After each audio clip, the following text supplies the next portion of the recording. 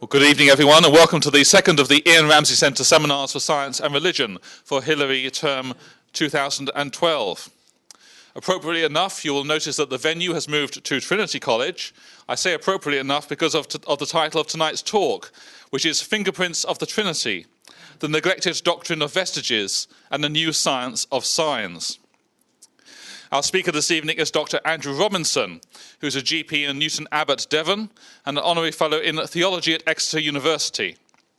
He is co-principal investigator on a major international interdisciplinary project in science and religion, exploring the relationship between semiotics, the theory of signs, Christian theology, and evolutionary biology. And he's also the author of God and the World of Signs, Trinity, Evolution, and the Metaphysical Semiotics of C.S. Peirce. Would you please welcome Dr. Andrew Robinson.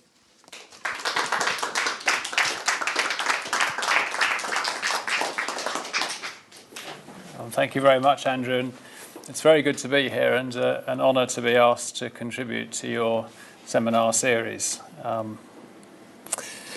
Let me begin with a paradox, an introduction, and a gift. First, the paradox. Belief in the Trinity is supposed to be the touchstone of Christian orthodoxy. And yet, as Karl Rahner once put it, despite their orthodox confession of the Trinity, Christians are, in their practical life, almost mere monotheists. And the same passage continues, we must be willing to admit that should the doctrine of the Trinity have to be dropped as false, the major part of religious literature could well remain virtually unchanged. Now, I'd be a fool to suggest that nothing has changed since Rahner wrote that in 1967. But I venture to suggest that things haven't changed as much as some people would like to suppose. And I simply note at this point that Rahner saw a direct connection between the apparent irrelevance of the Trinity to Christian life and the abandonment of the idea that there might be vestiges of the Trinity in creation.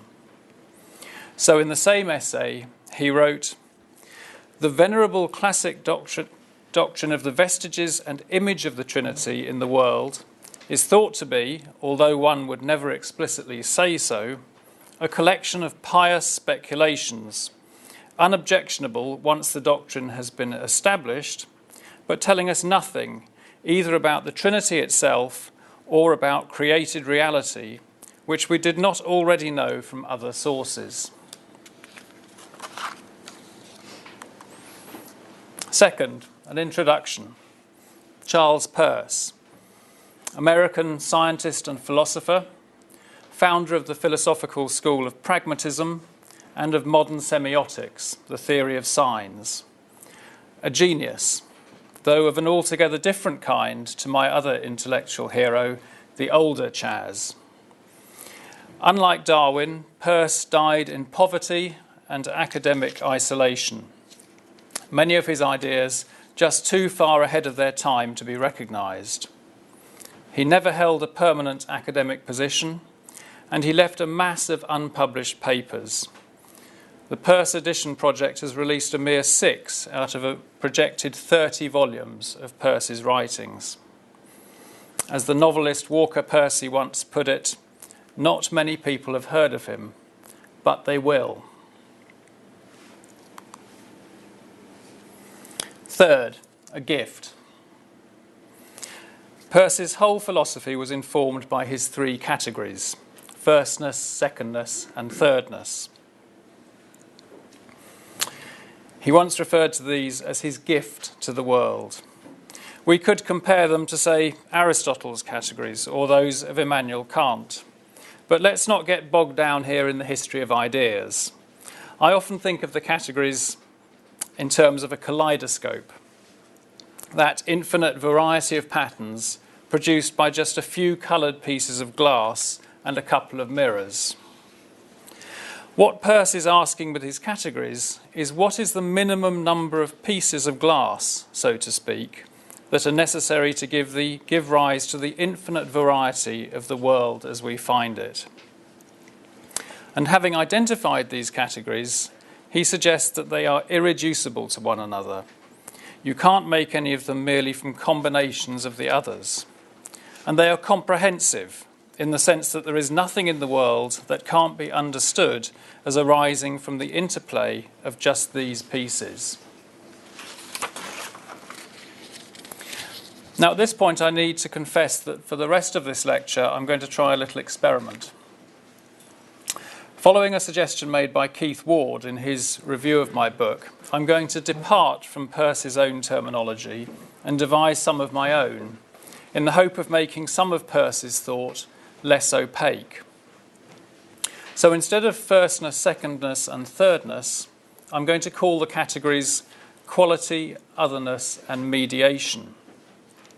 In fact, I'm going to make some other changes to Peirce's terminology, and I'm not going to point out all of these as we go along, though I think the Peirceans among you will be able to keep track of the renaming exercise without too much difficulty. So, quality, otherness, mediation. Quality is the category of sheer, quality. It's the category of likeness and identity, of what something is in itself.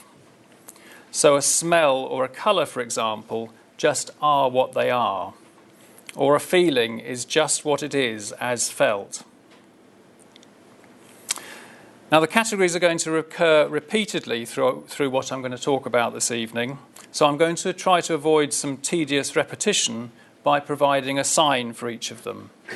The sign for the category of quality is going to be a circle, reminding us of the being in itselfness of quality. The second category is otherness. It's the category of something standing over against something else. In current philosophical parlance, you might say it is the category of alterity. And I'm going to represent it with a rectangle. You might think of this in terms of the two pairs of opposing parallel lines, or the way in which the rectangle, as a kind of line itself, divides things into those on one side of it and those on the other. And finally, the category of mediation, the category that allows one thing to be connected with another, the category of connectivity. And I'm going to represent mediation as a triangle, because there are always three things in any relation of mediation, two things and something that joins them together. Those then are the categories, Peirce's gift to the world. And that's the last time I'm going to mention Peirce. Always the last time. Now have a look at this, and let's ask ourselves a question that, strangely, most of the time doesn't occur to us as a question at all. The question is, what is an interpretation? This is a human neutrophil, and in a moment, a chemical is going to be released from the micropipette on the left. And the neutrophil is going to respond in a way that is appropriate to its function by moving up the chemical gradient towards the source of the attractant molecules, a classic case of chemotaxis. And I really wonder whether they had ethical approval for this, because these poor neutrophils truly think they're going to get to eat a bacterium, when in fact, of course, they're just being led on a wild goose chase. Now, what I want to suggest to you is that the neutrophils there were interpreting the presence of chemical attractant as a sign of the presence and direction of a bacterium. And what the clip demonstrated was something that interpretation always carries with it, the possibility of misinterpretation. The neutrophils, sadly, never were going to catch the bad guy. And in fact, in this case, the bad guy didn't even exist. So let's have a stab at trying to say what an interpretation is. First, let's say it's a purposeful response. The neutrophil makes a response, it starts to crawl, and it makes that response for a purpose. The purpose of the response is catching bacteria. And second, an interpretation is a response to something, and that something is the sign. In the neutrophil example, the sign is the chemical gradient of attractant molecules. But crucially, the purpose of the interpretative response is not fulfilled merely by crawling up the chemical gradient. The sign mediates between the neutrophil and the object in this case being the bacterium or supposed bacterium. And the purpose of the response is fulfilled if the neutrophil catches the microbe.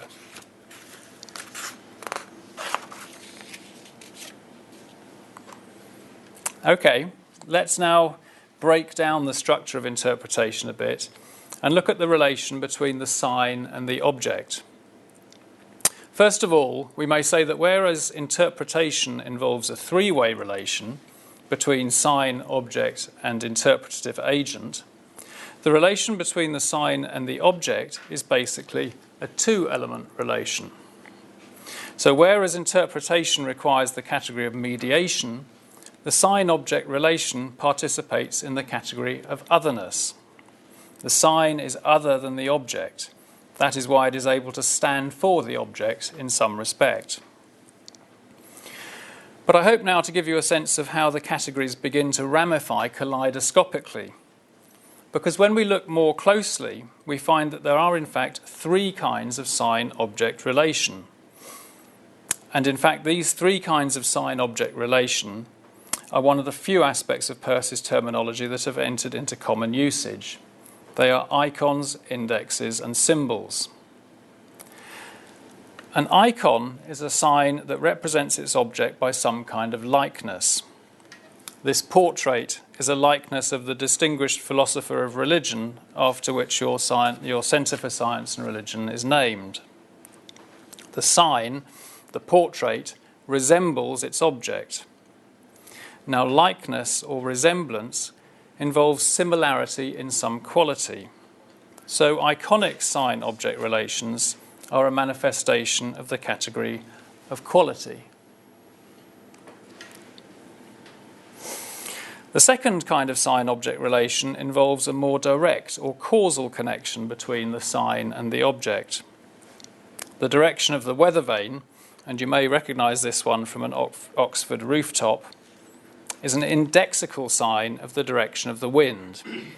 And this is so because the wind actually causes the weather vane to point in that direction. The sign arises through a direct encounter with the otherness of the object.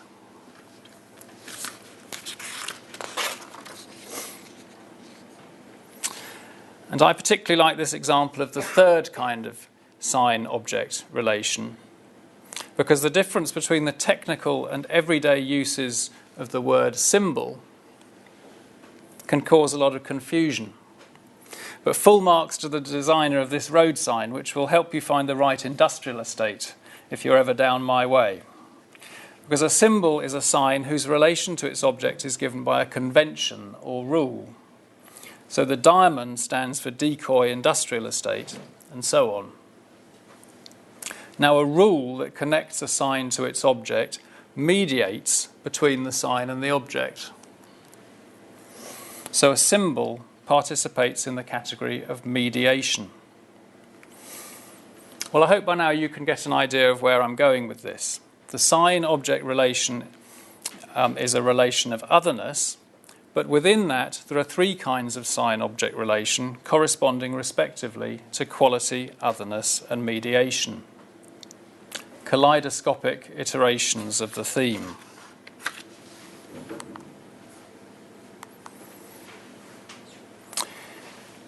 So what about the sign in itself, sometimes known as the sign vehicle? In itself, abstracted from relation to its object, it simply is what it is. So whereas the sign-object relation participates in otherness, the sign vehicle is itself a manifestation of quality. But you may have already guessed that when the prism of the categories is held up to the sign vehicle, it refracts into three distinct kinds. Consider this famous piece of graffiti by the artist Banksy. And think first about the ordinary double yellow lines, signifying no parking. The sign-object relation here is symbolic because there is a conventional relation given in the highway code between double yellow and a prohibition on parking. But there is another convention in play here, namely the rule that describes how to make the appropriate double yellow marks on the road. The rule for making the sign isn't found in the highway code. I suppose you'd probably find it in some sort of highways agency manual. It's the rule that connects or mediates between all instances of double yellow lines produced as a parking prohibition. So let's call this a rule-produced sign. What makes Banks's graffiti funny is that he's morphed one kind of sign vehicle into another. So in the main road you have a conventional rule-produced sign, but round the corner it turns into a picture of a flower. As far as I know, this isn't any kind of recognisable emblem, it's just a flower. In terms of the kind of sign vehicle, it's what I want to call a standalone sign. A standalone sign isn't produced according to a rule. It can act as a sign just as it is. Another way of putting this is to say that it is the brute actuality of the sign that makes it a sign. It's otherness, one might say, from the background context of things that do not stand for the object in question. And finally, there is a kind of sign vehicle which we may simply call a quali-sign. A quali-sign is a sign vehicle that signifies merely by virtue of the quality that it embodies. For example, I might conceivably look at the particular colour of yellow in those yellow lines and decide that I'd really rather like to have a jacket of that colour. In fact, a chart of different colours of paint is a paradigm example of a set of quali-signs, signs that embody nothing other than the very qualities of colour you might want to paint your house with. On the face of it, quali-signs perhaps seem a bit uninteresting as signs. But consider something that's illustrated by the example of a swatch of cloth. Namely, that some qualities can perhaps only be embodied in a very specific kind of fabric. And consider further that although some qualities are, let's say, simple, others are compound. Think of the total quality of a symphony that emerges from the individual notes, phrases, and movements, or the total quality of a human life, encompassing its entire psycho-social, biological history, the quality of the you-ness of you and the me-ness of me, what it is to be uniquely ourselves. And with that thought, we trip across a possible theological implication. Christian theology speaks of Jesus Christ as the Word, the image of the invisible God, the reflection of his glory and exact imprint of his being. So I think it's a legitimate question to ask, what kind of sign or sign vehicle is Jesus? And I think the answer that Christian theology can give is that Jesus is a quali-sign of the Father. Jesus' total life and death, the compound quality of all of his deeds of power, wonders and signs, to quote Acts, was an embodiment of the very quality of God the Father's being in the fabric of the world. And humanity is precisely the kind of fabric that is able to embody this quality. Jesus was a quali-sign of God the Father. That's what I think we mean when we speak of the incarnation.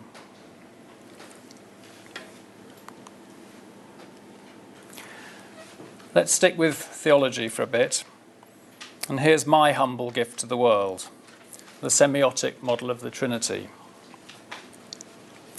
Here's the semiotic triad of sign, sign-object relation, and the interpretation that uses the sign to mediate between the agent and the object. The sign in itself participates in the category of quality. but within that can have the character of a qualisign, standalone sign, or rule-produced sign. Quality, otherness, mediation. The sign-object relation is a kind of otherness, but within that can have the character of an icon, an index, or a symbol. Quality, otherness, mediation.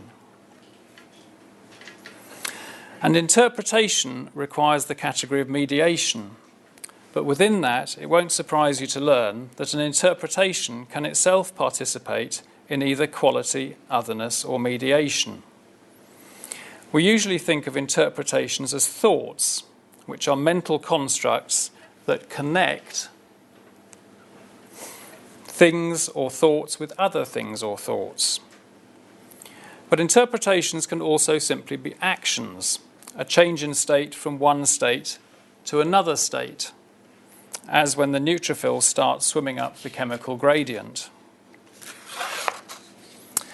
And as is increasingly recognised in the literature on the cognitive role of emotions, an interpretation can be a feeling, a manifestation of the category of quality.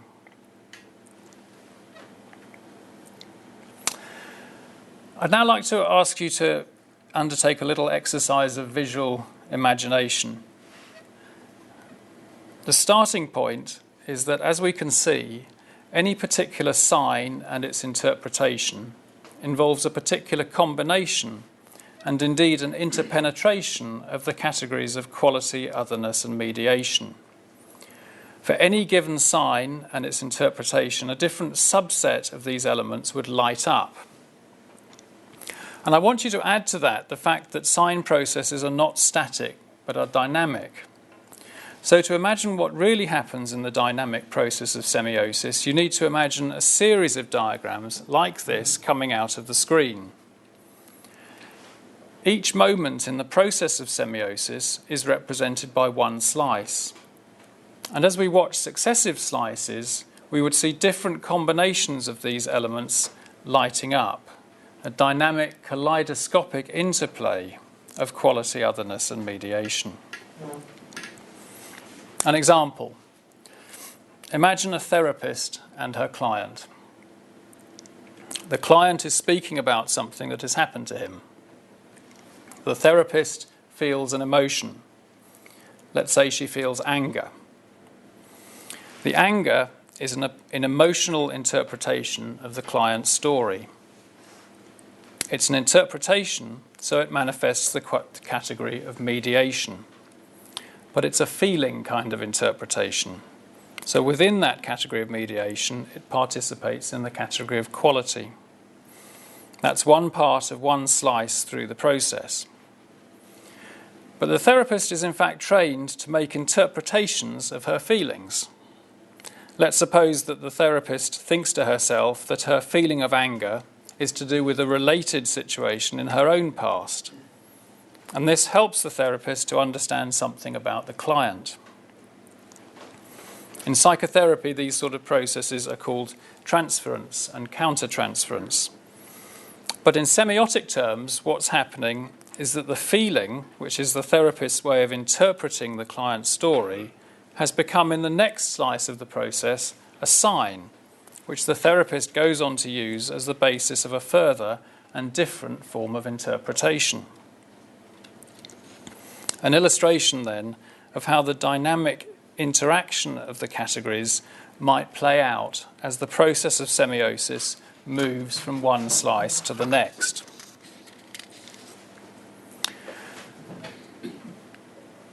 Actually, it's no accident that my example drew on an imaginary therapeutic interaction, because the whole field of semiotics is said to have begun when the ancient Greek physicians began to reflect on how symptoms and signs, such as rashes or a fever, could be specific pointers to different diseases. And certainly in my day job as a GP, what ties together a lot of what I do is interpretation, whether it be the interpretation of a patient's story, their face, their heart sounds, or their electrocardiogram. And of course, just as patients present signs to me, I become a sign to them by the way I dress and act, by the way I respond to them, by writing a prescription, and so on. The relatively structured interaction between doctor and patient makes the continual interplay of signs and interpretations somewhat easier to dissect. But I think you'll get the idea of how this dynamic is actually an integral aspect of every interpersonal event, and indeed of any agent's attempts to interpret its surroundings and make its way in the world. Now, I'm guessing that I probably don't need to spell out where I'm going with this in terms of Trinitarian theology. The idea you'll already have seen is that this dynamic interplay of quality otherness and mediation is suggestive of a model of the perichoresis, the dynamic mutual indwelling of the Trinitarian persons. And not just the fact of the interpenetration of the categories, but their apparent similarities with traditional thinking about the Trinitarian persons. Because surely the category of quality has resonances with traditional thinking about the Father, whose glory is what it is, unbegotten, unoriginate. And yet the Father can be known because he can be represented by that which is other to him, the Word, the image of the invisible God. And doesn't the category of mediation remind one of Augustine's view of the Spirit as the love that binds Father and Son together, the one who mediates between them? In John V. Taylor's memorable phrase, the go-between God. Apparently non-trivial parallels, then, between the specific threeness of the structure of signification and the very particular threeness of the Christian Trinity. Why such parallels should be found is a question I'll return to at the end, when I come back to the idea of vestiges.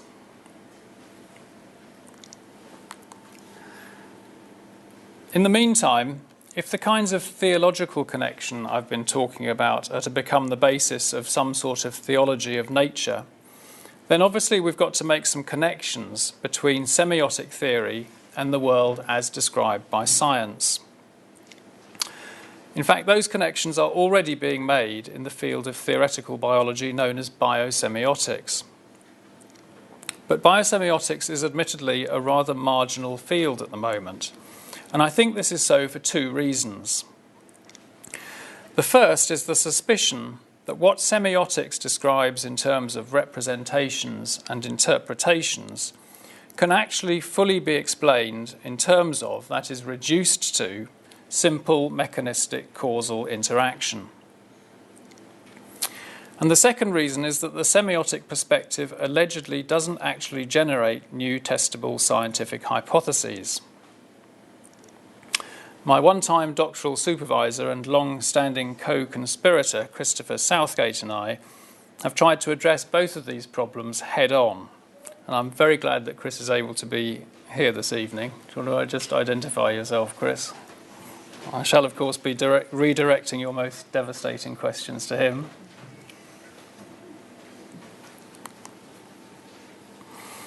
Okay, so our argument for the irreducibility of interpretation to mechanistic causation is set out in a paper in Biology and Philosophy in March 2010.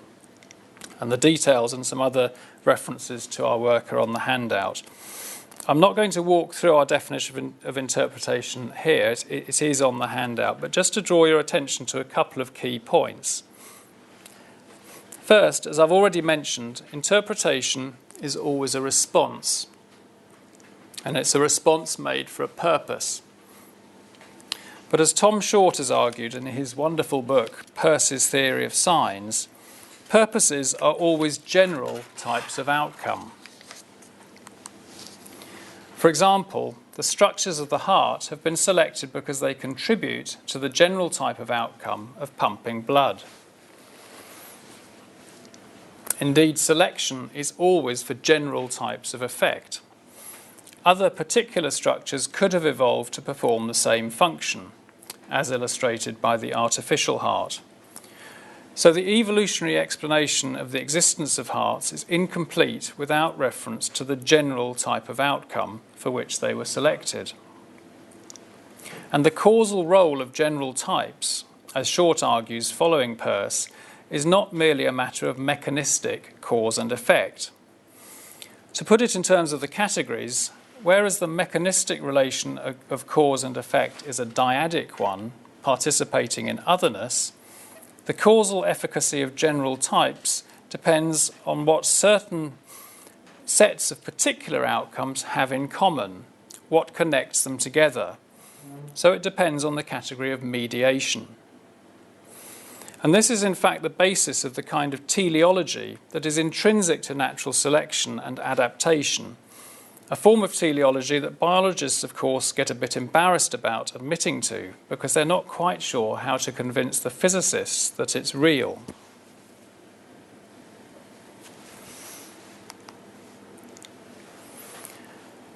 Now, an interpretation is a special case of this kind of teleology in that it doesn't merely exist for a purpose, like a simple adaptation, but it's a response for a purpose.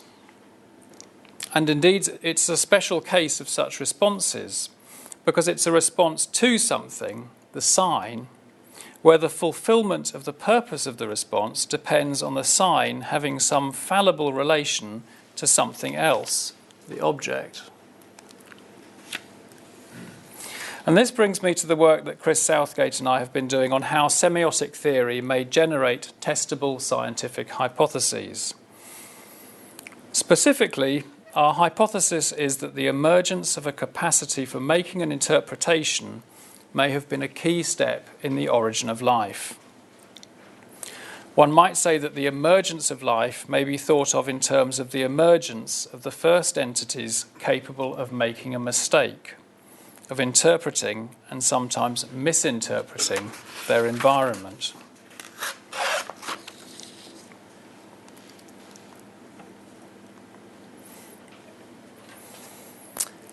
Our first step in translating this idea into a testable hypothesis involved engaging with Terry Deacon's idea of an autocell. Deacon's thought is that a very simple protobiotic entity could consist of two interlocking autocatalytic reactions.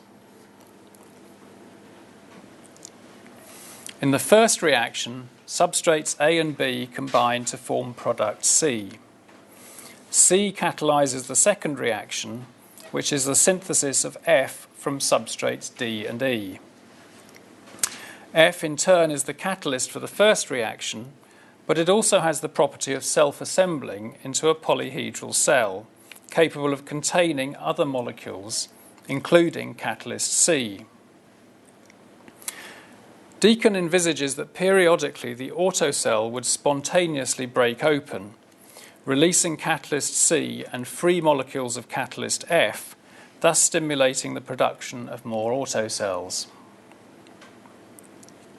Chris and I have suggested a variant of this, the interpretative autocell. Imagine that substrate molecules arrive in pulses. And suppose that the breaking open of the autocell is not just random, but can occur in response to one of the substrate molecules, or to some other molecule whose presence is correlated with that of the substrates. Such an autocell would be interpreting and potentially misinterpreting its environment. So Chris and I set down the equations that would be needed to describe the reaction kinetics of Deacon's autocell and the interpretative mutant. These are the equations relating to the concentration of substrate molecules and the molecule X, which has a probabilistic association with pulses of substrate.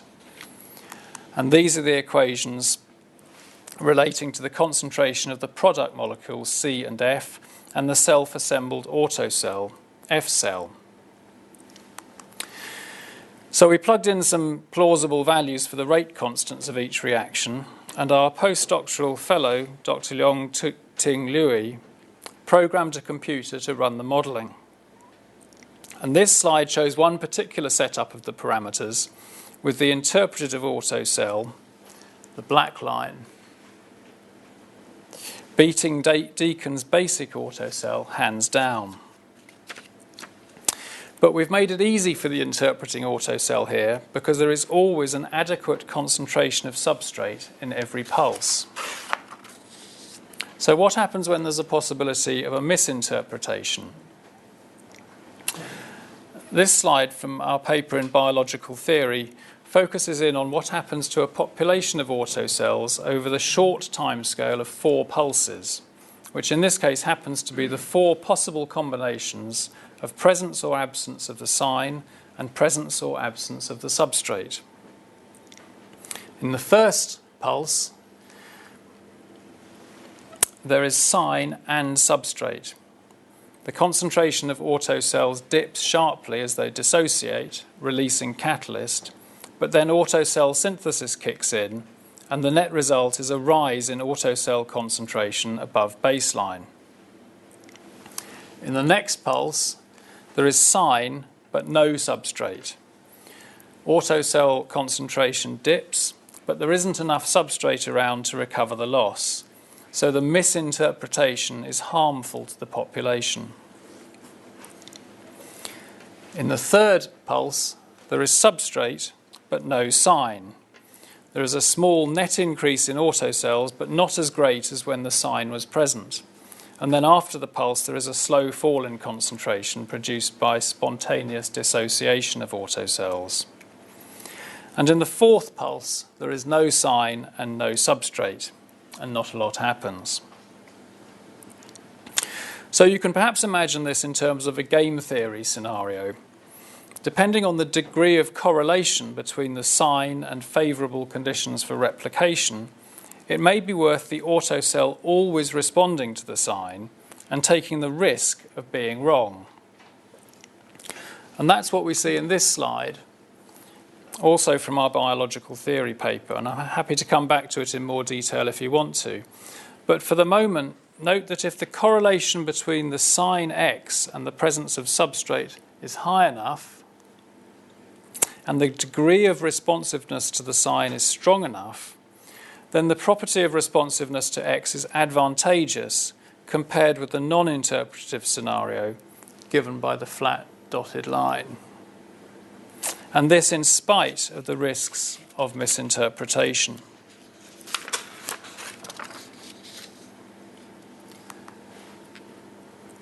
Now, of course, Deacon's autocell and our mutant exist only in silico. But what if the same kind of interpretative property could be shown to be evolvable in real biochemical systems? In fact, Chris and I propose a further hypothesis that perhaps a single molecule could be capable of making an interpretation. And one kind of molecule that would be particularly interesting would be RNA. This is an RNA ribozyme. That is, an RNA molecule that is capable of catalyzing RNA reactions in the absence of any protein catalyst. It was the discovery of these molecules which gave rise to the idea of a prebiotic RNA world that may have preceded the origins of DNA and proteins. So it would be of interest to try and make an RNA molecule that's capable of interpreting its environment. And that's what our collaborator Niles Lehman has been working on in his RNA lab at Portland State University in Oregon. This is very much work in progress, so I'm not going to present any details this evening, but we do think some very interesting results are coming out. And just to give you a taste, this is a gel electrophoresis pattern for a reaction of one particular ribozyme that Niles has produced. The outcomes O1 to O4 correspond to the 4 kinds of outcome we've just seen in the autocell modelling, although not in the same order. What this ribozyme is doing is splicing part of its own sequence out to produce a smaller product. And the best outcome for this reaction, O1, is where the conditions are favourable and the ribozyme has responded to a sign that they are favourable. And the worst outcome, O2, is where the ribozyme has become active by responding to the sign, but the conditions are in fact unfavourable. And in this game theory kind of matrix, these are precisely the inequalities that are necessary for the selection and evolution of a capacity for interpretation.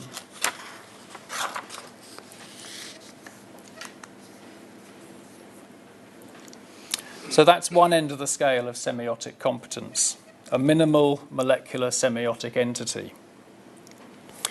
But what about the other end of the scale? What's the most complex kind of semiotic event? This is Terry Deacon's book, The Symbolic Species, in which he argues that what makes humans distinct is our capacity for using Persian symbols, signs, you'll remember, that are connected to their objects by convention, rather than by resemblance or causal relation. And Terry's argument is that learning to use symbols is a very specific cognitive trick with a particular neuroanatomical basis. But what if this isn't the whole story? Consider this page from one of Darwin's notebooks. The diagram clearly shows Darwin beginning to think in evolutionary terms. But note that he's not thinking purely symbolically, but iconically. He's imagining the relationship between species to be like a branching tree. And rather nicely, he's written at the top, I think. So what if the distinctiveness of human cognition lies not merely in our capacity to use symbols, but also in our having learned the trick of creatively combining symbols with other sign types, especially icons? Rather than climbing what I call a semiotic ladder, where symbols are thought of as the highest rung, the pinnacle of semiotic competence, perhaps the acquisition of the most sophisticated capacities for semiosis would be better thought of in terms of entering a semiotic matrix, an emergent phenomenon arising from the dynamic interplay of different kinds of sign. And note how this might chime with the theological idea of the perichoresis of the categories, not a hierarchical ordering, but a dynamic interpenetration.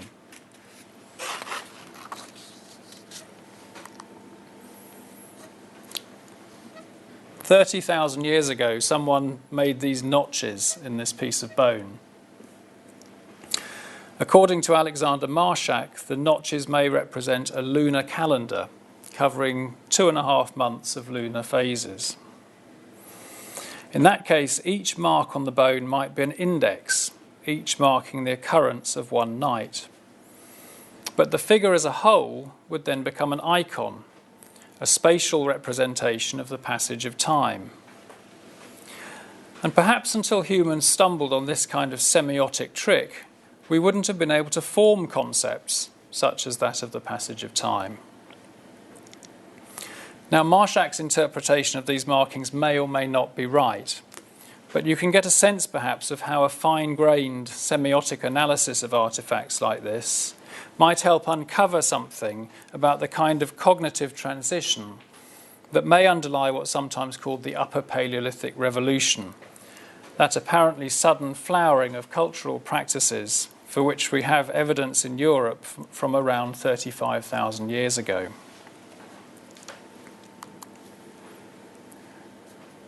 Terry Deacon and I are just beginning to think through how this kind of analysis could be applied to other prehistoric artifacts. When Christopher Henshelwood reported this 77,000-year-old piece of engraved ochre from the Blombos cave in South Africa, the French cave art expert Jean Clot dismissed the South African finds as being possibly merely doodles rather than instances of symbolic behaviour. What's revealing, I think, is that both apparently assumed that the discovery of doodles would be less interesting than the discovery of so-called symbolic art.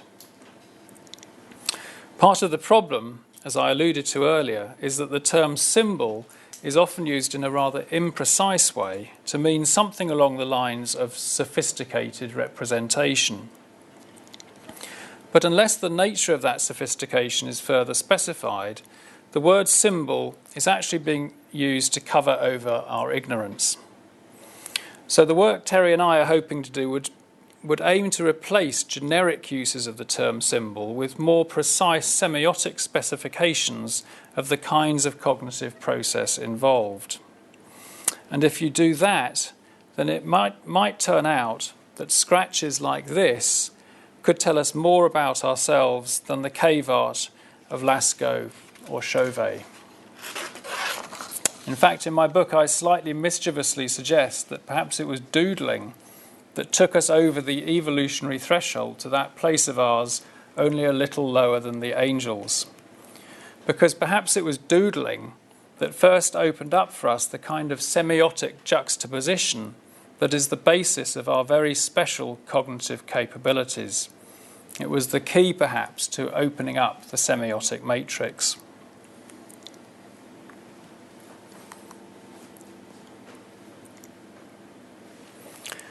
Okay, I've said a bit about the new science of signs, why interpretation is irreducible to mechanistic causation, and how semiotics can generate testable scientific hypotheses. But what about the other part of my title? The neglected doctrine of vestiges. Vestiges, that is, of the Trinity. I'm going to be brief, but I think you'll see what I'm getting at. What I want to suggest is that there are three basic ways of understanding the relation between the threeness of the world and the threeness of God. And when I say threeness here, please understand that I mean the very specific kind of threeness of quality, otherness, and mediation and their interrelation. The first possibility is that the threeness in the world offers merely an analogy for the threeness of the Trinity. And by this I mean that we find things in the world to have a certain kind of threeness, and we project this onto God as a way of picturing the threeness of God. Hence, the direction of the arrow here is from the world to God. And our knowledge of the threeness of God is pale compared to our knowledge of the threeness of the world. Theologians commonly adopt this position because they rightly want to affirm the transcendence of God, and they fear that admitting any real similarity between divine and worldly threeness would imply the possibility of knowledge of God that bypasses God's gracious self-revelation. But there is, I think, a fatal flaw in this position, which is this. If the threeness in the world does not truly reflect the threeness of God, if it does not have its origin in God, and yet we still want to affirm the threeness of God, then there must be some kind of threeness which the world and God have in common. And if that is the case, then the sovereignty of God is undermined after all, because God is subject to description in terms of certain categories that apply to the world and to God, but do not originate with God. This problem would apply to any analogy for the Trinity, but it becomes more pressing the more consonant is the apparent parallel in question. I think the only way around this is to suppose that the threeness of the world is in fact in some way a likeness or image of God, by which I mean that the similarity between the threeness of the world and the threeness of God is a real similarity, even if a pale one, and that God ordains that this should be so.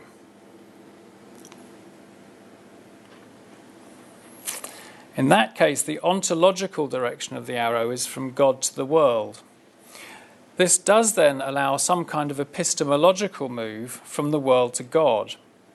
But since that move depends on the way that God has graciously structured the world, it does not undermine God's sovereign transcendence.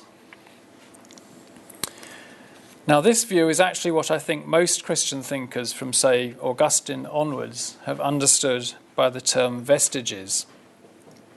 And if that's as far as I can persuade you, I'll be happy, because I think it's a coherent theological position, and it has, I think, real potential as the basis of a theology of nature.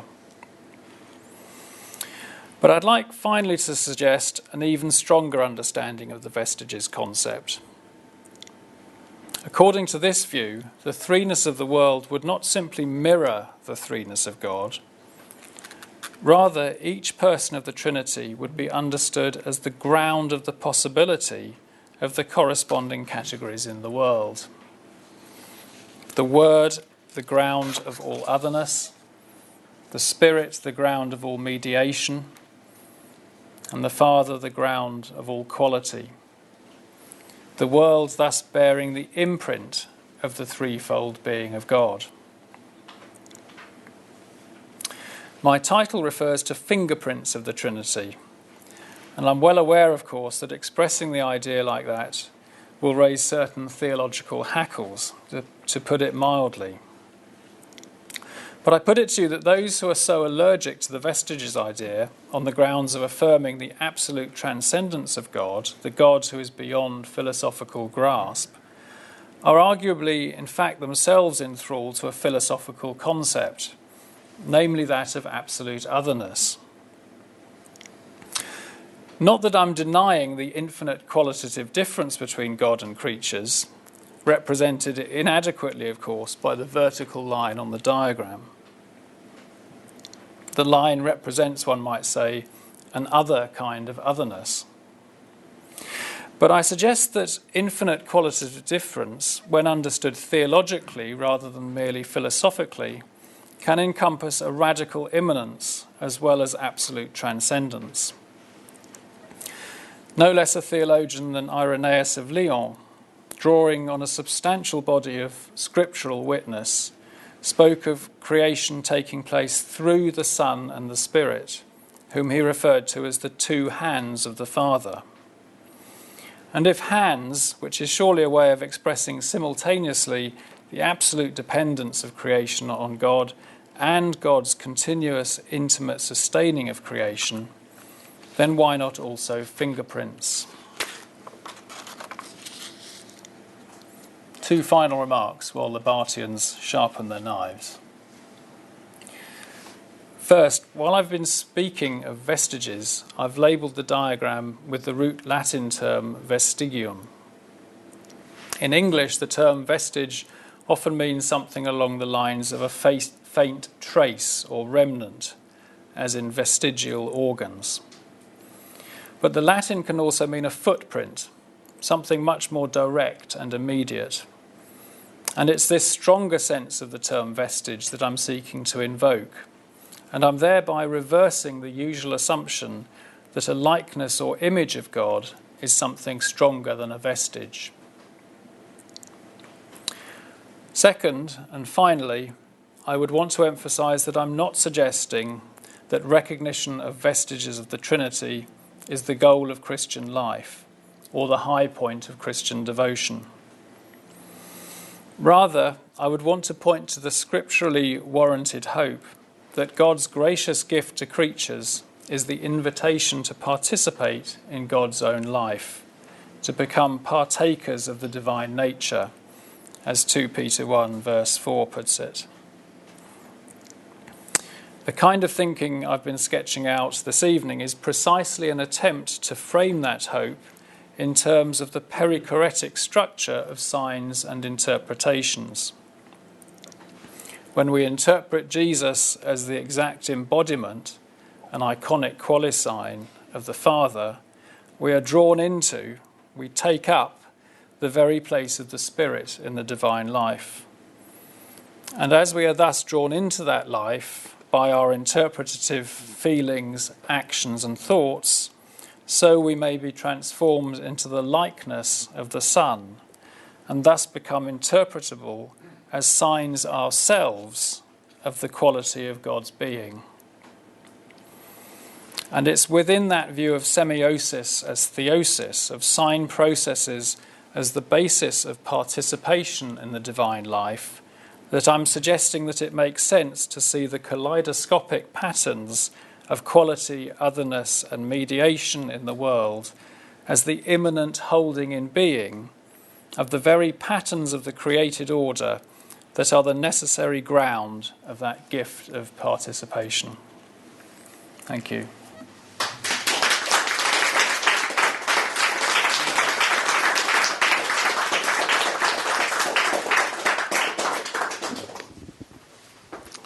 a very fascinating and wide-ranging talk. We have a bit of time for questions, if Dr. Robinson's willing. Would like to kick off? Actually, if someone would like to help me with the microphone, that would be helpful. Gary, would you, after you've asked your question? All right. Okay. Thank you. Well, I just want to begin by thanking you very, very much for the clear way that you presented an intricate range of interdisciplinary material. The visual aid was particularly helpful, I feel, particularly considering you were discussing the nature of interpretation. My question deals with the way in which, if one is to accept that each person who encounters your hypothesis about the semiotic model of the Trinity, if each person encounters this with their own nested bundle of preconceptions and beliefs, as one has after any number of years of living, if you might speculate on the different ways that different readerships might take your hypothesis, meaning what one might think of this without a prior belief in the Trinity, for example, or if one had a belief in divine creation but didn't believe in Trinitarianism, or was agnostic, or any number of different possibilities. I slightly hesitate to speculate how other people will receive it. I mean, I suppose I would say that it's primarily, the thinking is probably primarily directed to people who already have some thoughts of the Trinity and would like to make more sense of it. Whether it would help people who do not come with any background of Trinitarian thinking, or indeed any background of belief in God, whether it would help them to find theism more credible, or ideas about creation more credible, I don't know. I'd like it if they did, but I don't know. Oh, thank you. I'd like to say, first of all, Dr. Robinson, I'm not averse to the thrust of your argument, but I hope you like challenge. It seems to me what you've done here is to combine a great deal of modern science with medievalism. And I echo the comment made previously. We're now dealing with a universe in which there may be literally billions of worlds. Are you really suggesting, first question, that on every one of those worlds it will be necessary for a Jesus Christ to appear? That's the first question. And the second question is, I don't see why your argument can't be reversed. I've also studied C.S. Peirce. He's a really remarkable man. My understanding is that he suggested that there is a reality which will present to us an impulse, which we see as what he called a presentiment, and we then interpret the presentiment according to our own neurological resources.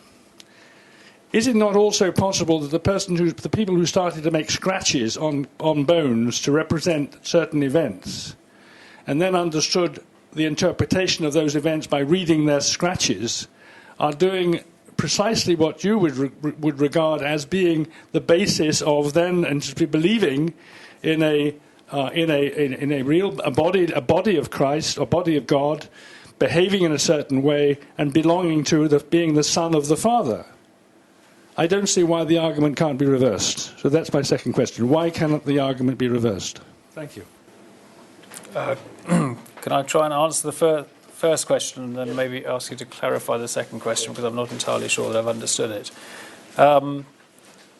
If there are multiple universes, would it be necessary for Christ to appear in all of them? Universes. This universe has billions of worlds. Right, sorry. So there are billions of stars with planets that may sustain life, and would Christ have to appear on each of those planets? Well, I think for Christian theology to make sense, one would have to hold that it's possible for the reality of God to be revealed in each of those situations, providing that evolution had progressed to a stage at which it made sense to speak in those sort of terms. And I think this sort of model potentially can make some sense of that for Christian theology, because it wouldn't require that the exact event of the life, death and resurrection of Jesus of Nazareth took place on each of those planets, but it would require that the embodiment of the quality of God's being was a possibility on each of those planets. And the idea would be that the fabric of the universe is such that that is possible, but it doesn't have to require an exact replay of history on Earth. Can I just ask you to try and clarify the second question a bit? Because I'm sorry, I don't think I've fully understood what... Per suggested that certain things happen. We cannot actually, as it were, fully comprehend the actuality of those events. We actually receive, through our sensory perceptions, what he called a presentiment. That would be, I look at you. You are a presentiment of something which may be something much more complicated, much more interesting, much more subtle. But I just see a body there. Right. You're the presentiment of Dr. Robinson. I then understand what you're doing. That's my interpretation of who Dr. Robinson is and what he does. And that seems to be an extremely normal process which any active thinking organism would reproduce anywhere on any planet. And so then to say, oh, there must be something greater than us of a higher quality, and he must have an action, and there must be an interpretation of that action, and you then have the Father, the Son, and the Holy Ghost. Why not? So I'm just asked, the question really was, why cannot your argument, which worked from A to B, go from B to A? So, is it...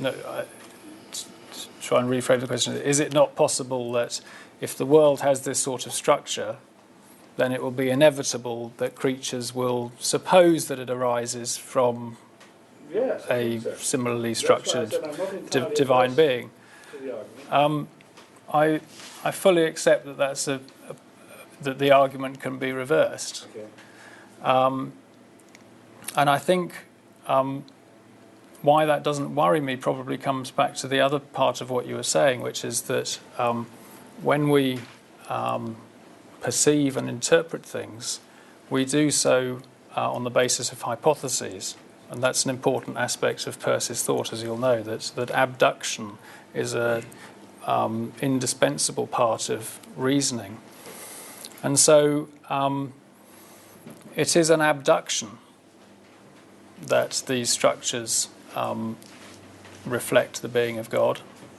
But I think that's an argument in its favour from a theological point of view, because it removes any possibility that you're saying that there can be some kind of chain of reasoning from the world which is able to grasp God, independent of God's gracious structuring of the world. In my book I call abduction the gift of abduction. I think it's an aspect of God's gift to creation that enables us to reason about things which are actually beyond ourselves. Now, I know that won't necessarily convince you that the reverse kind of argument isn't actually the correct thing, what's actually going on. But I think it makes the theology coherent, and I'm not saying, and I wouldn't want to say, that we can deductively prove that the threeness of the world is a reflection of the being of God. I think Christian theology wouldn't expect you to be able to do that. Right. Thank you.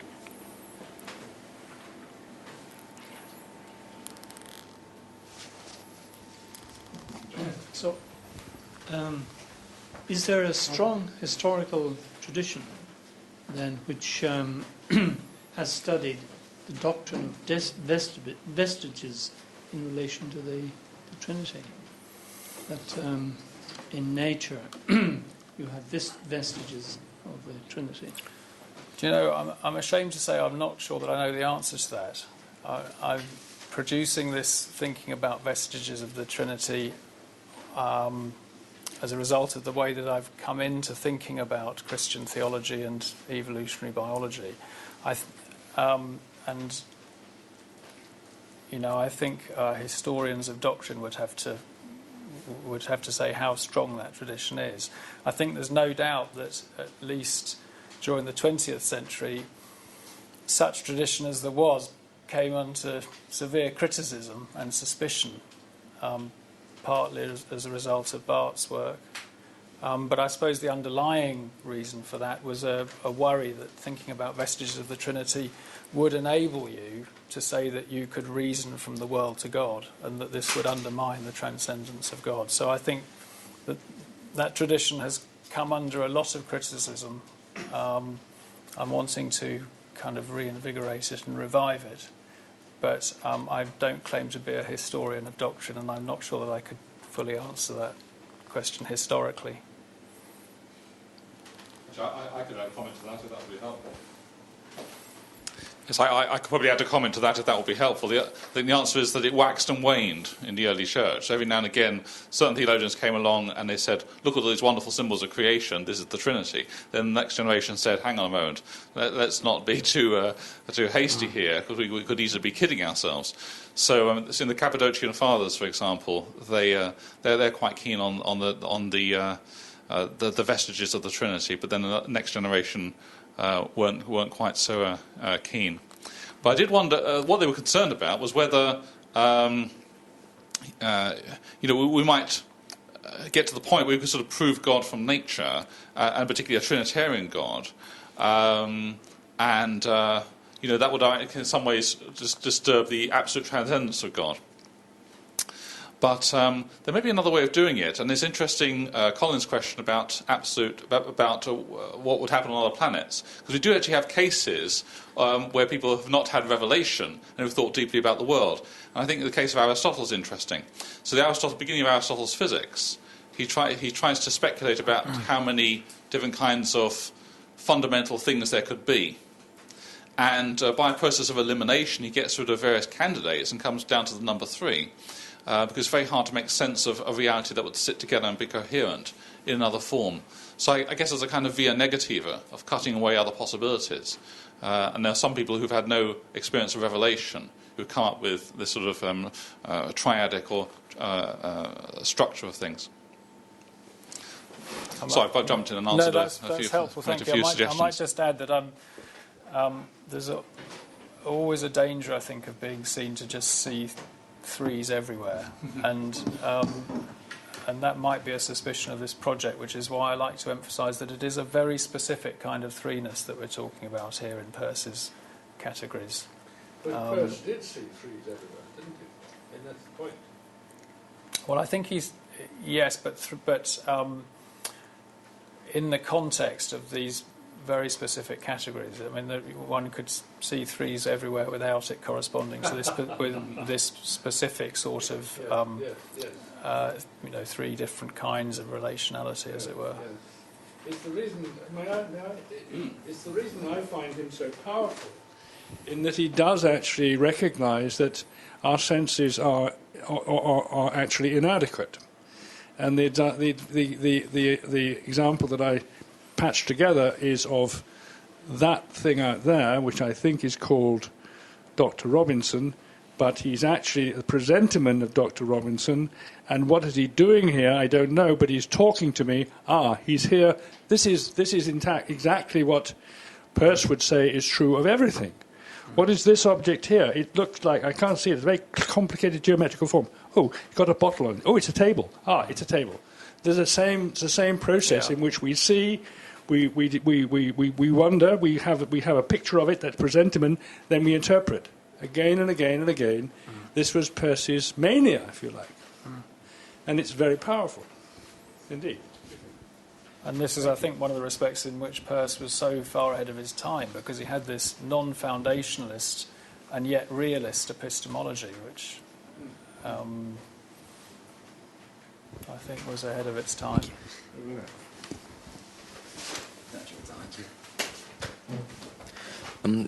Well, thanks for the presentation. Can you hear me? Oh, it is on. It sounds like an incredible project that you have. I wanted to know about the at least the potential, because I think it might still be pretty early in the game, for something like physiosemiosis. When people have suggested it as something that's going to depend on a thing called a virtual interpretant. And Peirce thought that, his theory was all-encompassing and was a theory of reality in general. I'd like to know if there's any potential for developing this kind of idea. Semiosis involving things like the formation of matter. Semiosis involving, I don't know, anything more particular than that as well. Is there anybody looking into that in your project or elsewhere? There are followers of Peirce who want to pursue semiosis right down into inanimate matter. The kind of approach that Chris and I have taken doesn't lend itself to that, because I don't think mere physical processes would fit the definition of interpretation.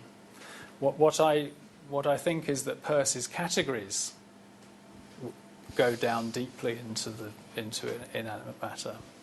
What I've deliberately presented here is an account of signification and interpretation and how that fits with the categories. But I think the categories do play out in inanimate matter.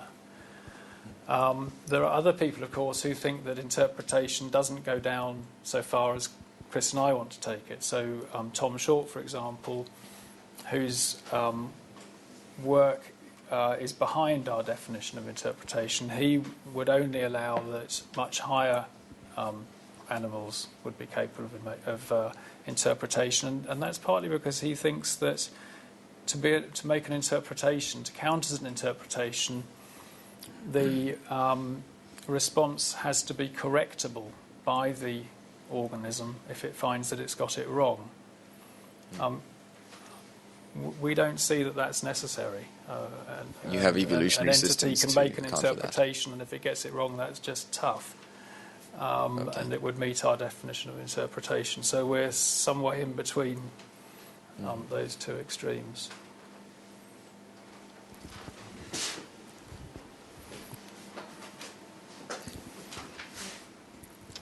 I'm sorry I wasn't at the beginning of your talk, but one very simple question in line with Fingerprint of the Trinity is, where do you see the human person and the human family, but maybe the family itself, and in one human being, man, soul and body?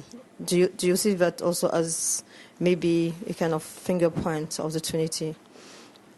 By analogy, of course. Thank you.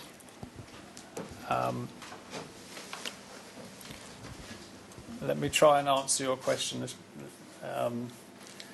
Let me try and answer your question by asking how the semiotic model of the Trinity fits with social models of the Trinity and psychological models of the Trinity. I hope this is going to answer your question and not just pursue something that I want to say anyway.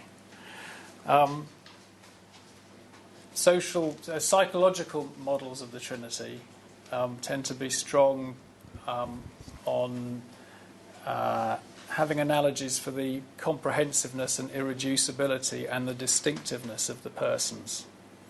So, but of course they tend to be criticised because they can lead to a view of human personhood as isolated, autonomous and non-relational. And social models of the Trinity have the opposite strengths and weaknesses. They tend to be good on emphasising relationality, but not able to give an account of why there are three persons of the Trinity, not 5 or 6. I see the semiotic model of the Trinity as having the strengths of both of those approaches without the weaknesses. So the semiotic model gives an account of why there are three persons, why there are three fundamental types of relation. But it doesn't imply an isolated, autonomous kind of mind. So it's entirely consistent with a very relational view human interactions and family relationships, for example. But it doesn't seek to ground that relationality of human interactions by saying that the Trinitarian persons are like human persons interacting. It grounds that relationality in observations about what interpretation is like and what inquiry is like of social phenomenon and what thought is like. We can only think because we have access to publicly accessible forms of reasoning. So reasoning is a communal type of activity in Peirce's thought. So does that go any way to answering the question? That, Yeah. and if I not, was, please. I was just thinking about the Trinity as fully being, and we are in. Presumably, if you are Christian, I would say for someone who's Christian, more than someone who's not Christian, is in becoming. Then we are in becoming. So we ought to become like the Holy Trinity. Then presumably we will by man, soul, and body interacted like Father, Son, and Holy Spirit. They interact with each other in harmony and unity and love. If we allow God to live in this personhood that we are called to do, we can maybe, gradually, I say, become what we ought to be, what we call to be. But this is only as Christian, I think, for someone. Because when someone is not a Christian, I think the Holy Spirit can work in people too, but it is much more mysterious and difficult for them too. What I was thinking of the interaction between the interaction we have between each other, but also the interaction we have with what God gives us as gifts. Because the gift that God gives us is a gift, and we are gifts, and we ought to use it in harmony. Like for me, the Holy Trinity is like, of course, is God, but is like is the example of excellence of harmony. Then we ought to be in harmony with ourselves, in harmony with each other. But again, this is a process. It's like I was saying, but I think you answered my question. Well, I would want to add to what you've said that I think one of the advantages of this way of thinking is that it enables us to think about human transformation, the transformation of ourselves, in very concrete terms. So the kinds of interpretative response that we make to situations, that we make to the Gospels, to the stories of Jesus, and to actual situations that we're faced with in the light of the Gospels. Those interpretative responses involve our whole being. They're not just thoughts. We respond with our feelings and our actions. And so it gives a picture, I think, of the transformation of the totality of the person as part of the sort of process that you're talking about.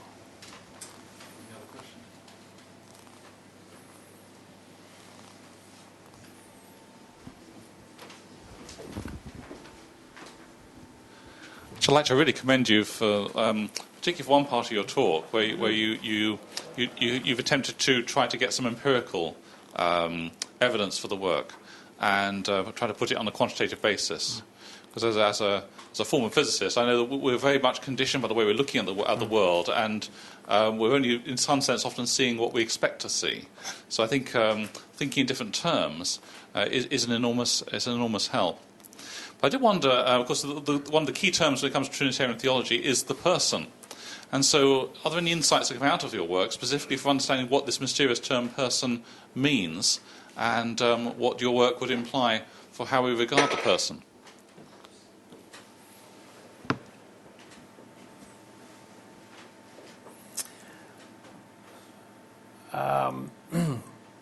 One thing I would be rather cautious about is drawing too close a parallel between human personhood and the personhood of the individual Trinitarian persons. For example, I want to be very careful about attributing to God or to the individual Trinitarian persons consciousness of a sort that's directly parallel to our experience of consciousness. I think our experience of consciousness is a particular embodied form of semiotic engagement with things. So I would, first of all, I think I'd want to answer rather negatively that I'd be quite cautious about drawing close parallels. I think this kind of picture, as I was saying, is very consonant with a view of human persons as persons in relation. But I think it doesn't want to, as it were, draw that as a direct conclusion from a kind of social understanding of the Trinity. It's a conclusion that I think we can reach from looking at human persons and how they are formed, how they interact, and we could think of that in terms of sign processes. I would want to say that the basis for that relational aspect of human personhood is the semiotic structures of being, and that does derive from God, but it's a much less direct move, I think, than a sort of social model of the Trinity, if that makes sense. Peirce has some very interesting things to say on the development of the self, which have some bearing on this, I think. And one of Peirce's ideas is that the sense of being a self originates primarily in our recognition that we can be wrong. So it's only in making a mistake that we realise that there is something else outside us that is as it were not us, or someone else who might know more than us. And I think it's an interesting thought that if we were not all capable of making mistakes, if we were not all in some sense mistaken about things, our minds would in fact simply be unified, undifferentiated mass of thought. There would not be individual beings here.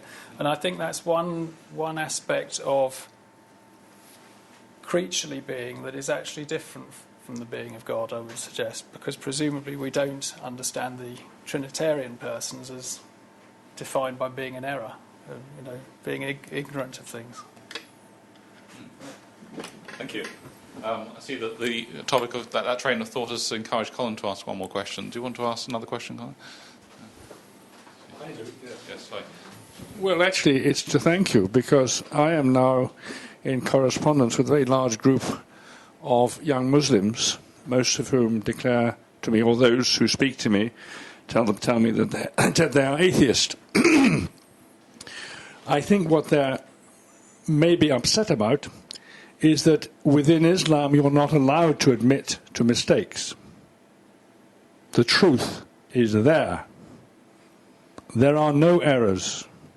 This requires an abdication, as you would say, of selfhood. They're not allowed to say, but I think that's wrong, or perhaps I'm not understanding this properly. You are. It's written down. That's a very valuable thought. Thank you very much. That's on. Oh, we have time for one more, I think. Yes.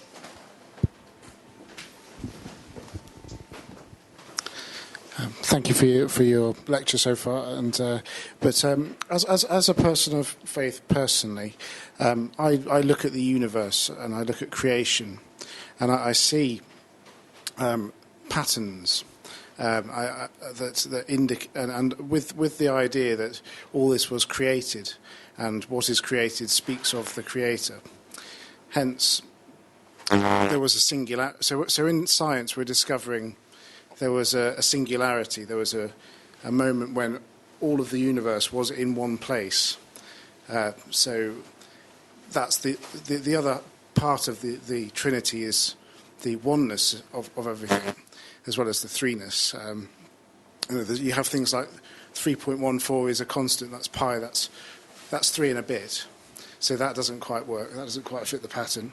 But also, in Genesis, we're made in the image and likeness, and that says, well, as you said, that speaks of relationality. So, if we're made in the image and likeness, if God's perfection, if God is, if the Trinity is perfection, then our perfection comes in communion with others. so it sort of speaks of our nature. But as if we're realists and we believe that this is really true and that God is really creator, we should sort of expect that we're going to actually see echoes and almost poetic signs that actually in some way confirm our faith. And I've seen those sometimes, and I'm sort of amazed when I go, oh, wow, that actually sort of fits with something that we believe from Revelation. And but so how would this... I mean, this is one way of sort of trying to model it and get it into a scientifically translatable format. But what's the scope of this? How can it sort of be applied to to different things? End of. Thank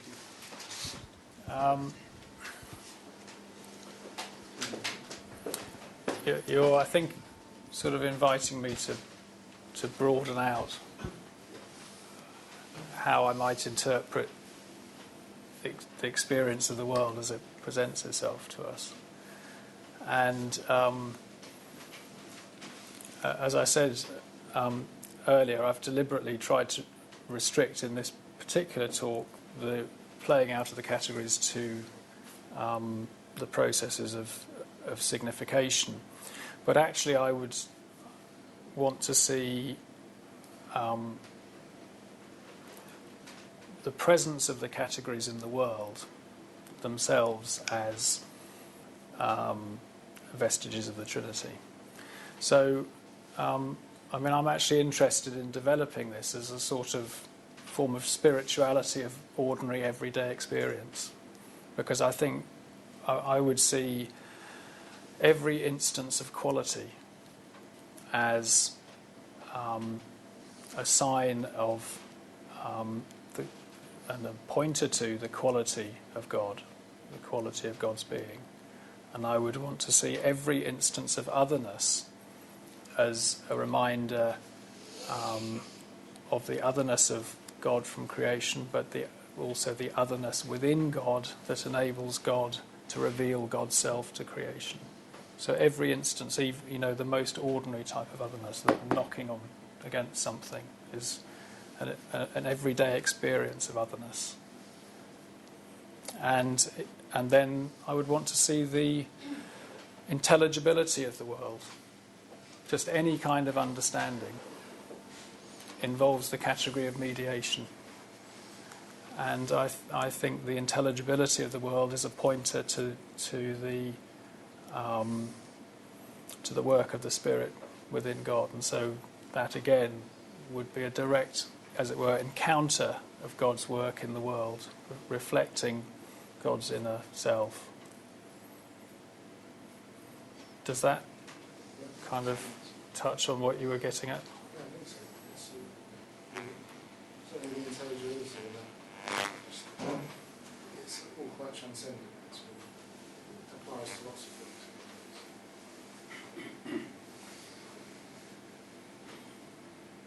I think it applies to the entirety of experience. Yeah. I think on that note we'll call halt. Thank you. Would you please join me in thanking Dr. Robinson?